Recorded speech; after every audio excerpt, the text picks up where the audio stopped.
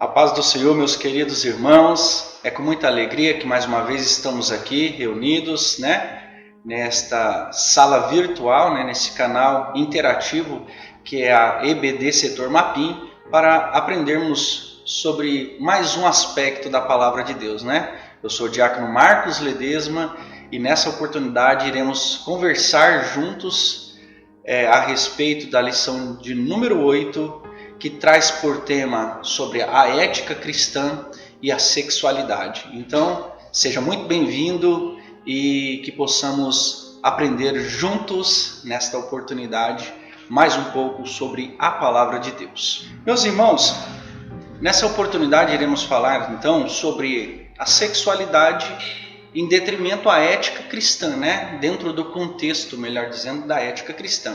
O tema é muito polêmico, às vezes, aliás, a maioria dos temas que nós estamos comentando esse trimestre na Escola Bíblica Dominical é um tanto quanto polêmico e um tanto quanto muito comentado e debatido na sociedade brasileira e mundial, com certeza, E a sexualidade dentro do contexto cristão e também sociológico também não é diferente, E a gente dentro da sociedade brasileira, nós que estamos inseridos nessa sociedade, estamos vivendo, presenciando um debate muito forte e acalorado, entre a bancada evangélica, a bancada liberal, que querem dentro de alguns contextos, de alguns pensadores não cristãos, ou dentro de temas ou pensamentos específicos, querem deturpar a modalidade da família cristã tradicional e com isso também deturpar a sexualidade dentro do contexto cristão, Então nós podemos de primeira procurar classificar um pouco a questão da sexualidade dentro do contexto cristão, ou seja, a ética cristã e a sexualidade. Uma coisa que nós não podemos nos enganar ou não podemos nos confundir é na diferença que existe entre o sexo, a expressão sexo, e a expressão sexualidade, porque são coisas distintas e trazem significados diferentes para a nossa compreensão. Então é importante salientar que o conceito de sexo, a biologia define sexo como um conjunto de características orgânicas que diferenciam os indivíduos. Então sexo, dentro da biologia, dentro da ciência biológica, é aquilo que vai diferenciar dentro de uma mesma espécie o que é macho e o que é fêmea, certo? Então, o sexo dentro do entendimento e do conceito biológico é justamente a diferenciação da mesma espécie, mas entre macho e fêmea. Já a sexualidade, ela tem um contexto um pouco mais abrangente, um pouco diferente do contexto e do conceito biológico. Por exemplo, a sexualidade ela representa não somente a classificação dos seres quanto macho e fêmea, masculino e feminino no caso, mas é um conjunto, representa um conjunto de comportamento e ações práticas dos seres humanos que estão relacionados com a busca da satisfação do apetite sexual, seja pela necessidade do prazer ou seja pela procriação da espécie. Então a sexualidade ela vai abranger muito mais. Ela não vai ser uma simples classificação do que homem e mulher, macho e fêmea, masculino ou feminino, vamos dizer assim. Mas ela vai abranger os comportamentos que regem a espécie humana no que se diz concernente às práticas sexuais, sejam elas os assuntos abordados acerca do prazer ou acerca da procriação, ou acerca de todo relacionamento entre um homem e uma mulher, o macho e a fêmea da espécie humana, Então, a diferença entre sexo e sexualidade seria mais ou menos a diferença nos conceitos, né? E a gente poderia também pegar, dentro desse contexto que nós estamos vivendo, né, os debates que estão acontecendo, né, as perguntas que surgem, a relativização do contexto bíblico, né? Nós defendemos a causa cristã, nós temos os valores definidos, nós defendemos a causa da família tradicional, nós defendemos a criação, o criacionismo do ponto de vista bíblico cristão, e é o que tem regido a humanidade desde que o homem se entende por homem.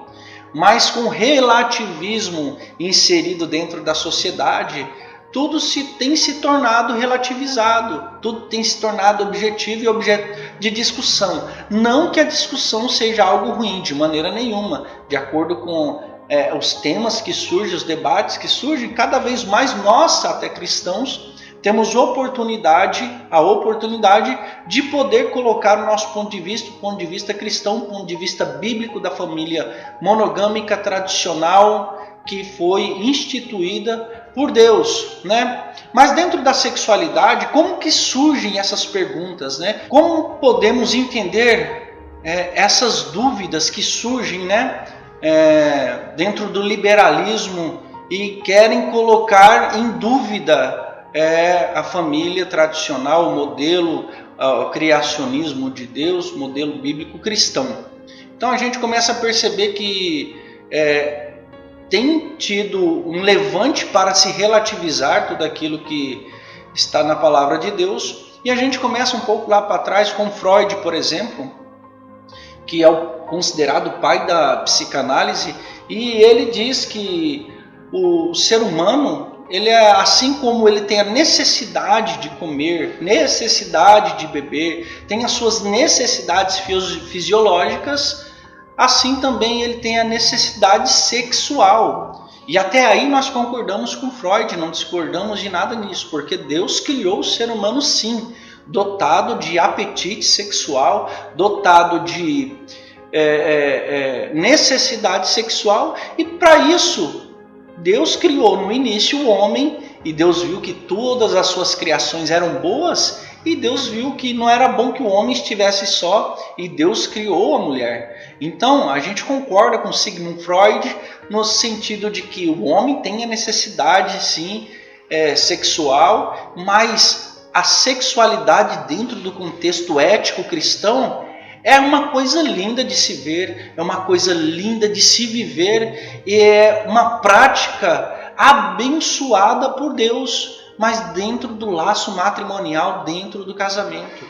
Às vezes as pessoas pensam que há uma criminalização ou a homofobia por parte dos cristãos em relação aos homossexuais, e há uma grande inverdade nisso, porque nós não combatemos apenas ou criticamos apenas, melhor dizendo, o homossexualismo do ponto de vista bíblico cristão.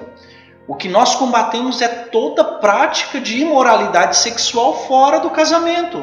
Por exemplo, nós vamos combater o adultério, que é uma prática sexual abominável por Deus fora. Por quê? Porque está fora do laço matrimonial.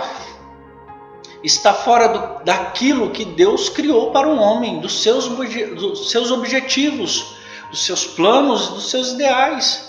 Nós combatemos, por exemplo, a fornicação, ou melhor, nós criticamos e corrigimos através da Bíblia Sagrada a fornicação. Por quê? Porque a fornicação é o sexo entre solteiros e antes do laço matrimonial. Então isso também é algo que Deus corrige na sua palavra, que Deus orienta para que não aconteça o adultério, não aconteça a fornicação.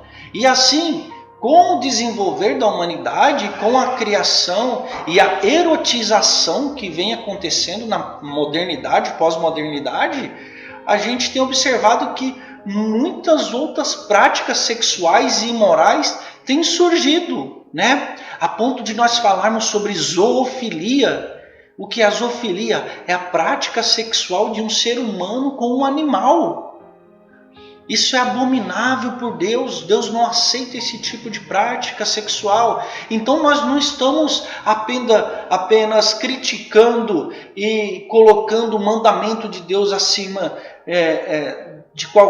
de uma classe de pessoas, por exemplo. Não, nós estamos combatendo e nós estamos corrigindo, do ponto de vista cristão bíblico e do mandamento de Deus, é toda prática sexual imoral, tudo aquilo que está fora dos planos de Deus para o ser humano. Por exemplo, quando nós falamos sobre pedofilia, é a relação, a prática sexual de um adulto com uma criança, ou um abuso sexual, ou coisas horrendas. Então nós não estamos combatendo uma classe apenas, não podem afirmar que somos homofóbicos, pelo contrário, nós estamos combatendo todos os tipos de práticas imorais sexuais que Deus não aceita, que não foi feito de acordo com a natureza humana, né? E assim por diante. Existem pontos extremos, se podemos dizer que existe um mais extremo que o outro.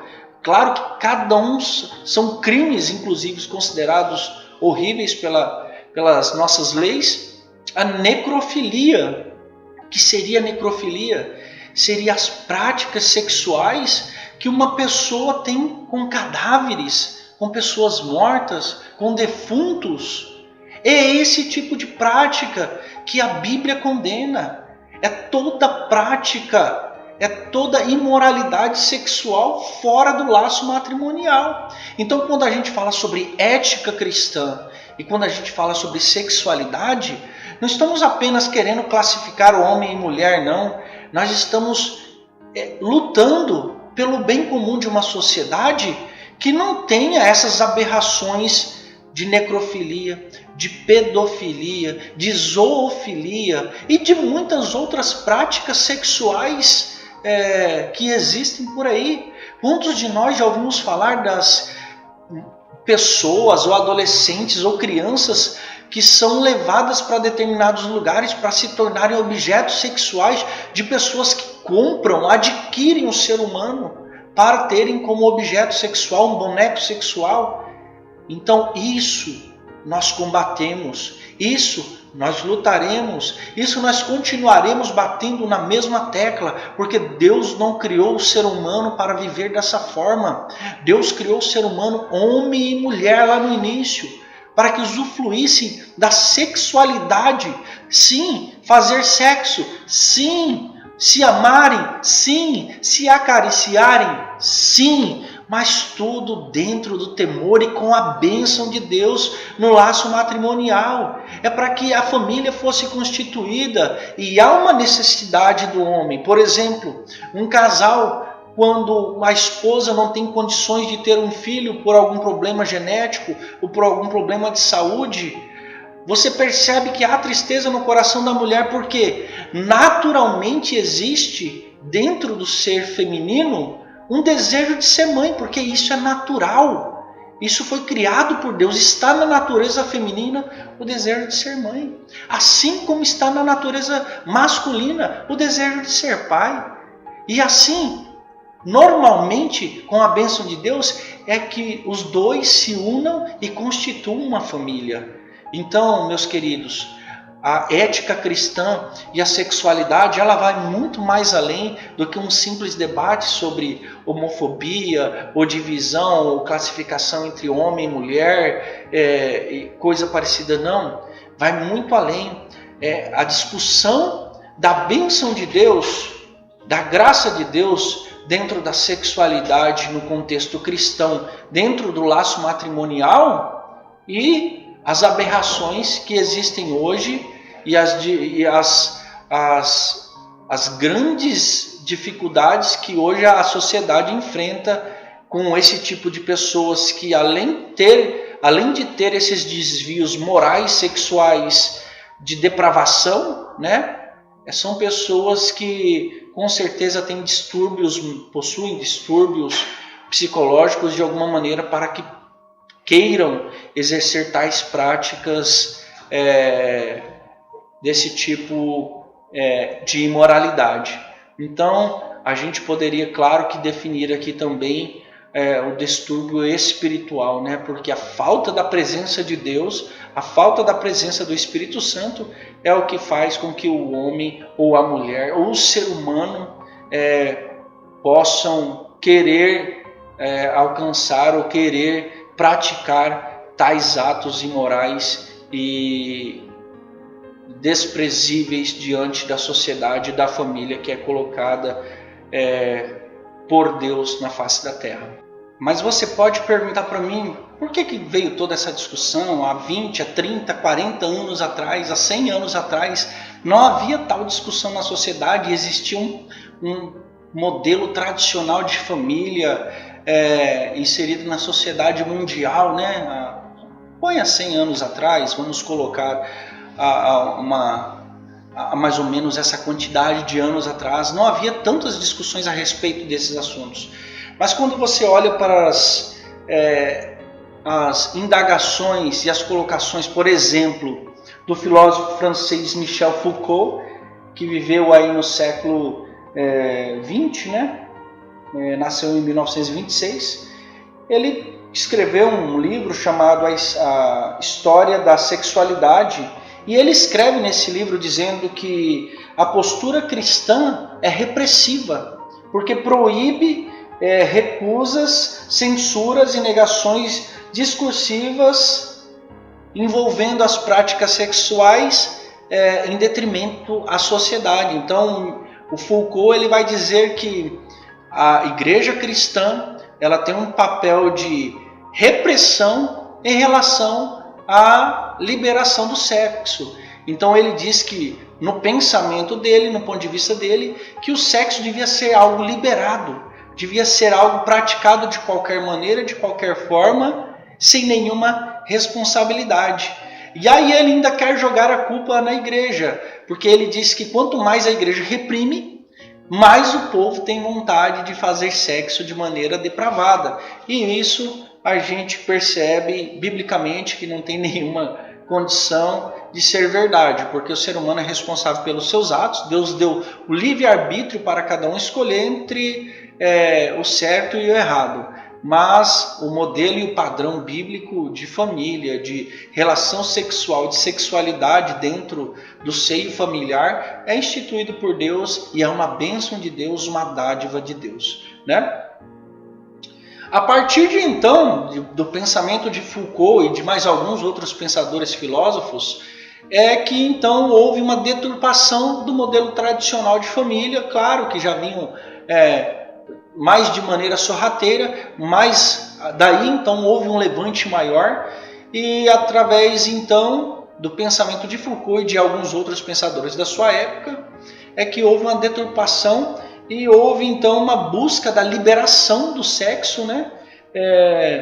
E ele ensina-se que a sexualidade depende da cultura inserida em determinado grupo social. Desse modo, toda e qualquer escolha ou opção sexual passa a ser válida, tais como homossexualismo, zoofilia, pedofilia, necrofilia e incesto. Então, dentro do pensamento de Foucault e mais alguns outros pensadores da época, filósofos, eles achavam que a prática sexual ou a sexualidade dentro da sociedade variava de acordo com a sua cultura, e isso, dependendo da maneira com que as pessoas reagissem ao liberalismo, elas poderiam ter qualquer tipo de relação sexual ou práticas conforme já relatado aqui. Então, biblicamente, a gente percebe que não existe nenhuma uma maneira de se defender isso, né? São vãs filosofias que o apóstolo Paulo já disse que nós deveríamos nos cuidar e nos preparar para que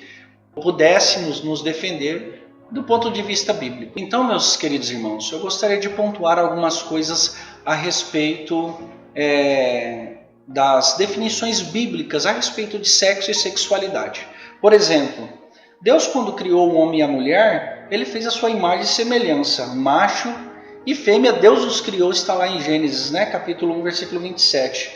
Portanto, quando Deus instituiu o macho e a fêmea, ele está definindo formas anatômicas para o sexo masculino e o sexo feminino, né, para o macho e para a fêmea. Dentro da anatomia existe a biologia que vai especificar muito bem esses fatores. Então Deus ele já institui dessa forma a criação dos sexos quanto à biologia, o conceito da biologia, né?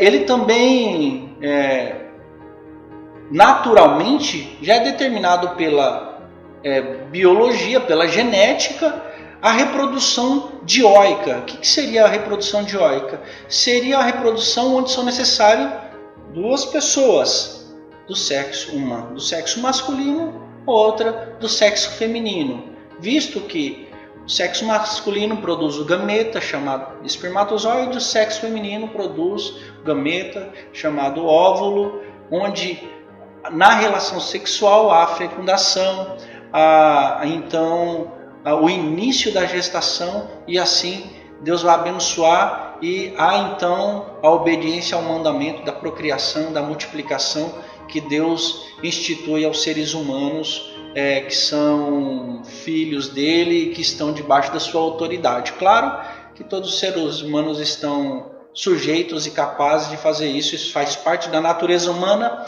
e da genética humana. Percebe-se então aqui que Deus não criou meio termo, né? Ele fez uma coisa e outra, macho e fêmea. Deus não fez meio homem, Deus não fez meia mulher.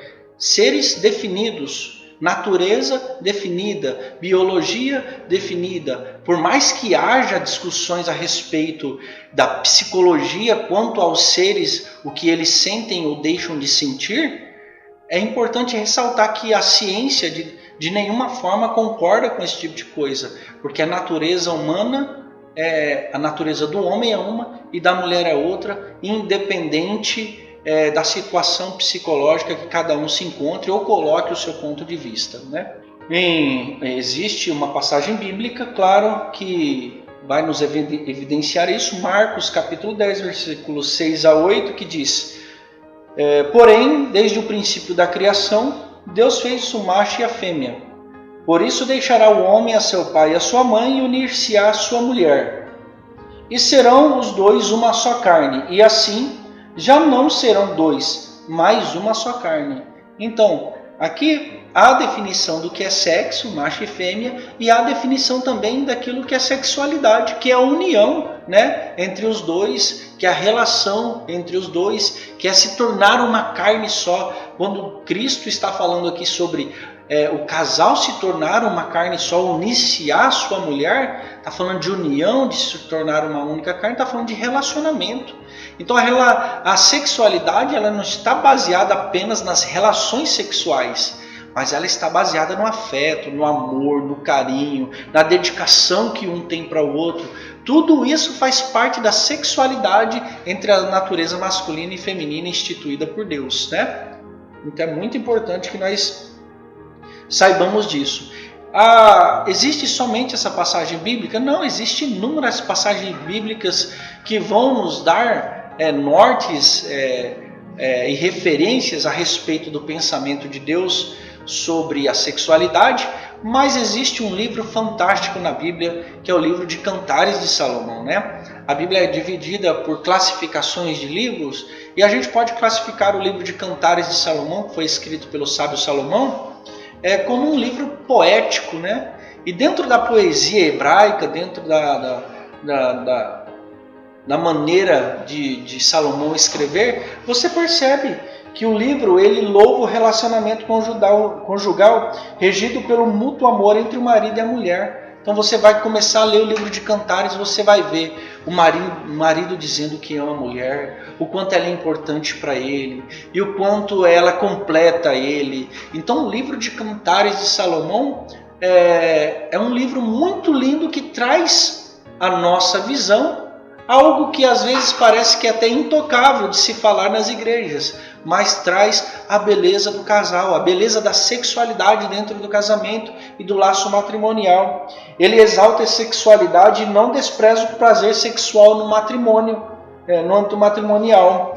O livro narra a celebração do amor da noite de núpcias, então ele vai começar a falar sobre a relação, vai falar sobre o prazer e a alegria das noites de núpcias, né? Imagina um casal quando se dão ao laço do matrimônio e eles, na noite de núpcias, é o momento em que um vai se entregar para o outro, e o livro relata sobre essa beleza, sobre esse prazer, sobre essa alegria, e muitos podem olhar até com um olhar de desconfiança, não. Mas aí que entra o poder de Deus e a essência do Evangelho, é que Deus abençoa isso, é que Deus tem prazer em ver isso, é que Deus instituiu o ser humano para justamente fazer isso, unir-se, terem as relações sexuais, terem esse prazer mútuo. E o livro de Cantares de Salomão fala muito, traz isso muito à tona.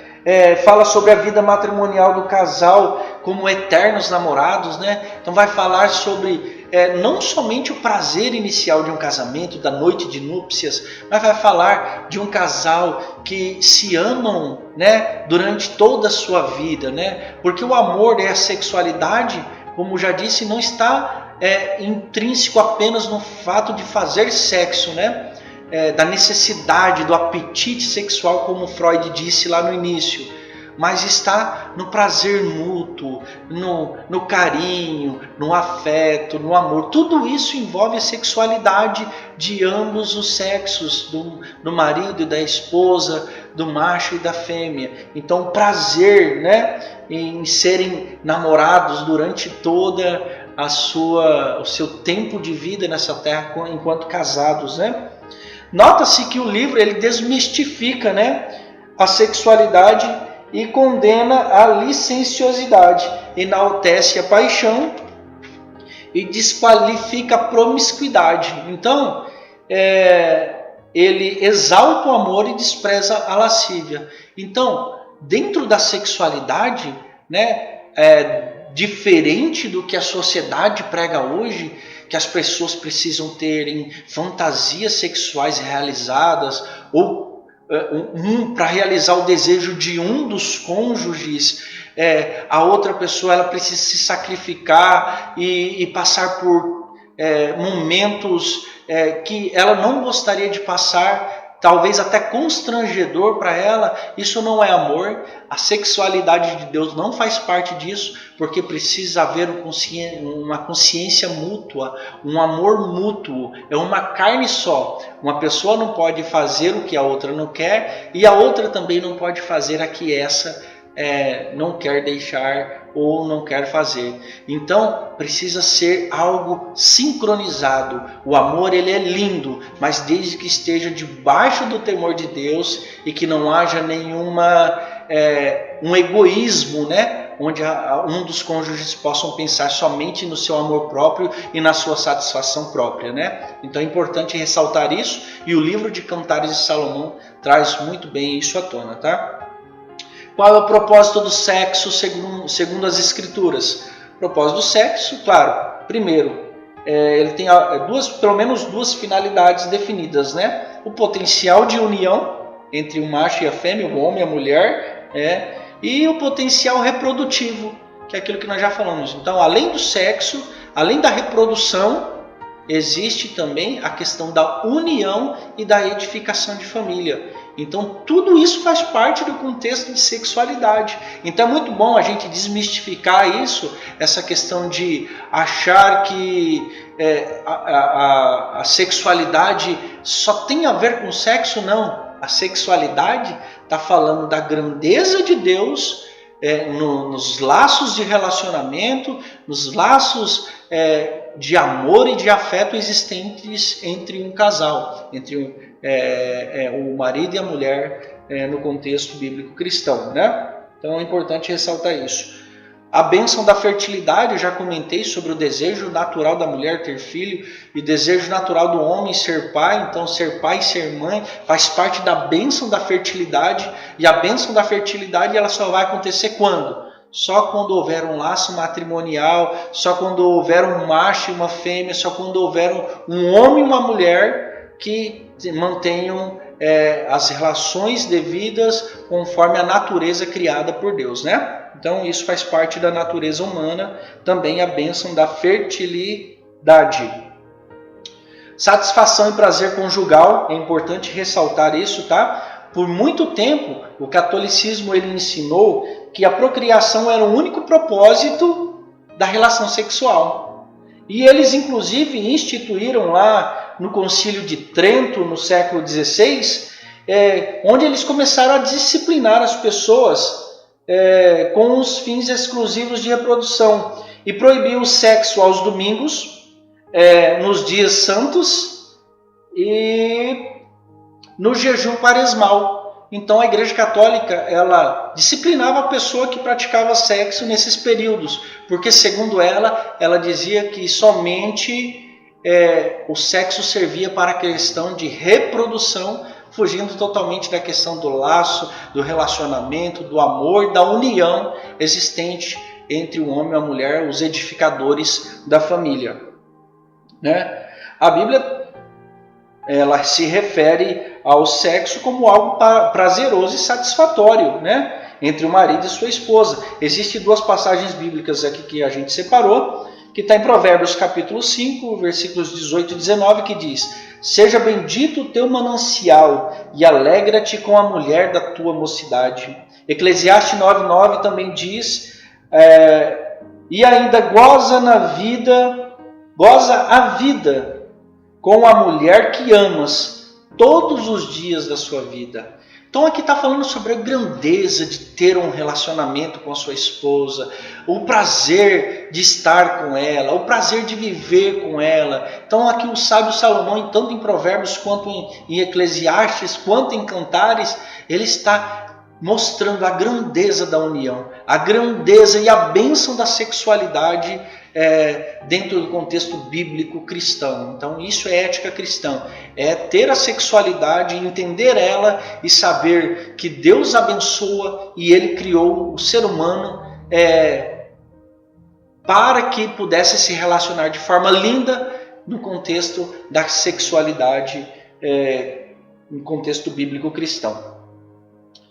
Então o prazer e o deleite sexual não deve servir para a satisfação promíscua e egoísta de um dos cônjuges, e nós já falamos sobre isso. A satisfação conjugal deve ser precedida de sentimento mútuo de amor entre macho e fêmea, né? Desse modo, a completa satisfação sexual envolve emoções, sentimentos, carícias e prazer entre ambos os cônjuges.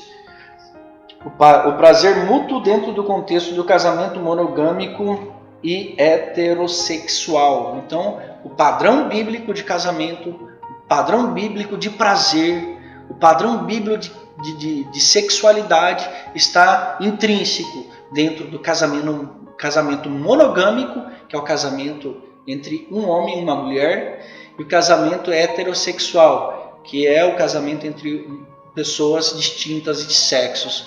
Então, é importante salientar isso, né? Quando a gente fala em casamento monogâmico, claro que é o homem casado com uma só mulher e uma mulher casada com um só homem, não com duas pessoas, uma terceira pessoa dentro desse relacionamento. Tá bom?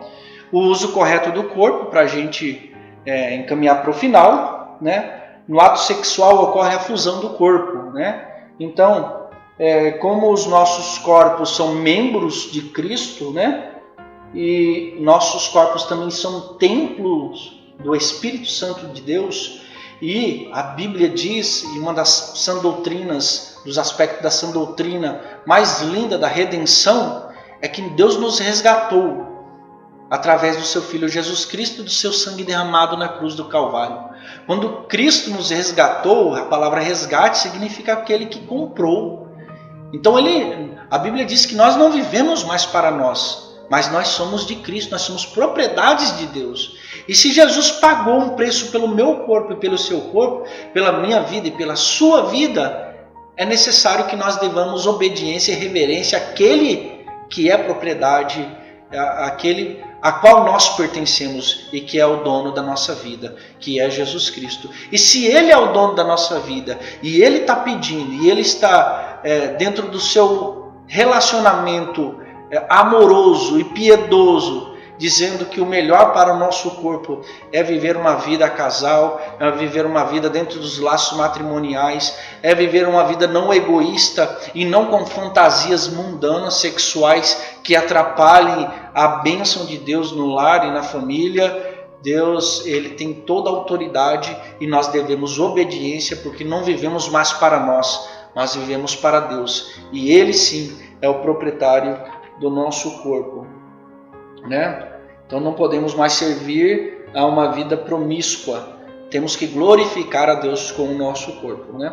Nosso corpo é templo e espírito do Espírito Santo de Deus, né? 1 Coríntios capítulo 6, versículo 10 diz que os devassos, os adúlteros, os efeminados e os sodomitas não herdarão o reino de Deus, né? É importante salientar isso. Por quê? Porque são práticas sexuais imorais fora do laço matrimonial, né? Então aqui a gente não está falando de apenas uma classe de pessoas, nós estamos falando de devassidão, que é toda prática imoral que é condenada por Deus. Os adúlteros, que são aquelas pessoas casadas que mantêm relação sexual com um terceiro. Os efeminados e os sodomitas, que aí se diz concernente ao sexo entre pessoas do mesmo sexo. Por conseguinte, Paulo ensina que o corpo não pertence ao crente, mas sim a Deus. E o corpo não pode ser objeto de imoralidade. Glorificai, pois, a Deus no vosso corpo e no vosso espírito, os quais pertencem a Deus. 1 Coríntios capítulo 6, versículo 20. Então é importante nós entendermos que somos propriedades de Deus e Deus não quer que nosso corpo seja contaminado com tais práticas, né? O casamento é instituído como limite, né, para muitas coisas. É uma forma de prevenção contra a fornicação, porque havendo dois jovens que se aproximam e havendo a libido despertada, né, que é o prazer, o apetite sexual, com certeza haverá uma atração entre os dois. E para agindo preventivamente, para que não aconteça a fornicação, que é o sexo entre pessoas solteiras, então a palavra de Deus institui o casamento, para que você seja abençoado, tenha uma família próspera, debaixo da bênção de Deus, né? E o problema, não podemos deixar de falar sobre o problema da incontinência, né? Incontinência sexual, que é o quê? Que é o fato de um dos cônjuges, dentro da sexualidade do ponto de vista bíblico cristão, querer deixar, por algum motivo, de cumprir os seus deveres como marido ou como mulher, sexualmente falando, dentro do contexto não somente do sexo, mas também dentro do contexto de relacionamento e de amorosidade que Deus quer para a família e para o casal. Por exemplo, Paulo, ele lá na igreja de Corinto, ele combate dois grupos de pessoas. O primeiro são os libertinos, né? Que ensinavam que não existe problema nenhum em você fazer sexo da maneira que você quer. Então, aí vem também a questão do liberalismo, né? Os libertinos. Então, Paulo, ele combate esse tipo de pessoa. E tem os adeptos do ascetismo, que são pessoas que consideravam o corpo tão mal, uma matéria tão má, que eles diziam que era para o ser humano sacrificar cada vez mais a sua carne, fazendo assim uma pregação de que quanto mais você se abstesse do sexo, inclusive dentro do casamento, seria bom, porque você estaria sacrificando a sua própria carne. Logo, claro, depois de Paulo combater a fornicação dentro da igreja, ele escreve condenando a fornicação. Paulo também ensina a igreja que, após casado, o marido e a mulher não podem negar o prazer sexual ao seu cônjuge, pois ambos têm o dever mútuo de satisfazerem-se e manterem a fidelidade matrimonial. Então não tem a questão nem de sacrificar o corpo, né? Eu vou jejuar 30 dias e não. Claro que existe um momento em que ambos espiritualmente sentem a necessidade de buscar um pouco mais a face de Deus e assim mutuamente uma conversação e um acordo entre os dois, biblicamente isso é procedente. Agora, de maneira nenhuma, porque a nossa carne é fraca, nosso corpo corruptível, e se o marido ou a mulher deixar com que isso venha adentrar e atrapalhar o seu relacionamento, pode acontecer algo pecaminoso e algo ruim que possa vir destruir os laços familiares e matrimonial. Paulo combate isso dizendo que o homem deve, com certeza, as devidas benevolências à sua esposa e a esposa ao seu marido. O corpo do homem é da mulher e a mulher é do homem. Os dois têm que se satisfazerem para que a bênção de Deus seja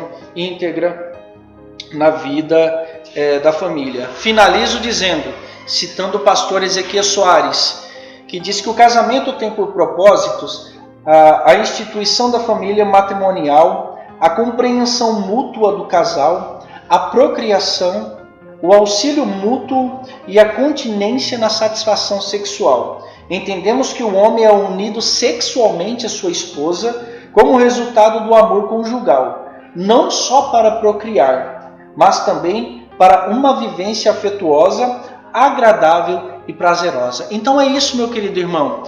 A sexualidade dentro do contexto cristão, ela não abrange somente o ato sexual, mas abrange muito mais a questão prazerosa, a questão amorosa, a questão abençoadora da parte de Deus para a vida do homem. Isso envolve sentimento, envolve entendimento, envolve cumplicidade e compreensão entre o homem e a mulher dentro do contexto sexual ou da sexualidade na Bíblia. Meu querido irmão, minha querida irmã, muito obrigado por esses momentos que passamos juntos e espero ter contribuído para que o reino de Deus seja engrandecido. E não se esqueça que a bênção de Deus está sobre minha vida e a sua vida, desde que nós tenhamos uma ética cristã e uma sexualidade baseada na ética cristã bíblica do ponto de vista da bênção de Deus para a família e para o casal. Deus te abençoe e até a próxima, em nome de Jesus.